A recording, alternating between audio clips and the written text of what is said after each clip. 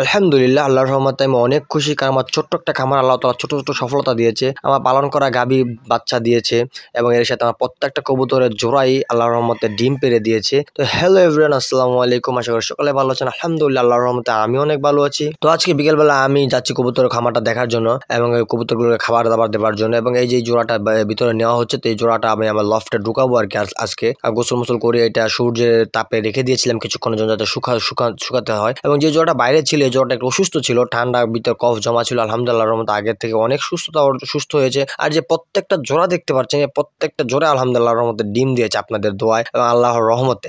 সকালে আমার কবুতরগুলোর জন্য দোয়া করবেন যে আমার কবুতরগুলো সুস্থ থাকে আলহামদুলিল্লাহ আল্লাহর রহমতে। প্রত্যেকটা ছোট ছোট খামারে আল্লাহর কাছ থেকে এটাই বড় একটা পাওয়া বলা যায়, বড় নিয়ামত বলা যায় আল্লাহর রহমতে। আর আল্লাহর রহমতে প্রত্যেকটা কবুতর আল্লাহর রহমতে আমার সুস্থ আছে আলহামদুলিল্লাহ।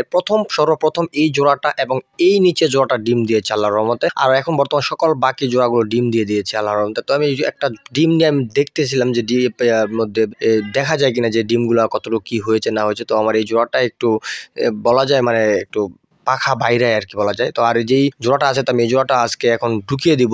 তো আমার ফ্রেন্ড যে সোহেল, তো সেও আমার সাথে এসেছে দেখার জন্য, আমার কবুতর খামারগুলা পরিদর্শন করার জন্য। তো আমার কবুতরের এই জোড়াটা আমি ঢুকাবো আমার লফটের মধ্যে। কয়েকদিন আমার অসুস্থ ছিল এই জোড়াটা, এই জন্য এটা ঢুকাতে পারিনি। জোড়াটা কফ জমা ছিল, নাকের গলার মধ্যে কফ জমা ছিল, তাই আমি এটা ঢুকাতে পারিনি। তো আলহামদুলিল্লাহ আল্লাহর রহমতে আমি এখন ঢুকাই দিব। তো এর সাথে আমার লালন পালন করা গাভীটাও বাচ্চা প্রসব করছে শনিবার সন্ধ্যার দিকে। তো আমার ব্যস্ত থাকার কারণে আমি গাভীটার দিকে দেখভালও করতে পারিনি। তো আল্লাহর কাছ থেকে বড় একটা নিয়ামত আমি পেয়েছি আলহামদুলিল্লাহ। আল্লাহর পক্ষ থেকে আমি আমার কাছে জন্য অনেক বড় একটা নিয়ামত আলহামদুলিল্লাহ। আল্লাহর রহমতে গাভী এবং গাভীর বাচ্চাটা দুটোটা সুস্থ আছে আলহামদুলিল্লাহ, আল্লাহর রহমতে সুস্থ আছে। তো আমার এই গাভী এবং গাভীর বাচ্চার জন্য সকলে দোয়া করবেন, আর আল্লাহ তাআলা যেন এদেরকে এই দুটো সুস্থ রাখে। তো আমার পাওয়া অনেক বড় একটা সফলতা এটা বলা যায়। তো যেহেতু এটা আমার জীবনের প্রথম গরু লালন পালন করা, তো গরুর বাচ্চা প্রসব করার পর যে কাজগুলো আছে, সেই কাজগুলো যতটুকু সম্ভব আমি পালন করার চেষ্টা করছি আলহামদুলিল্লাহ। তো সকলে আমার গরু এবং গরুর বাচ্চা এবং এর সাথে আমার কবুতরের জন্য দোয়া করবেন যেন আল্লাহর রহমতে এগুলো সুস্থ থাকে। আর সকলে সৌন্দর্যপূর্ণ কোনো জিনিস দেখলে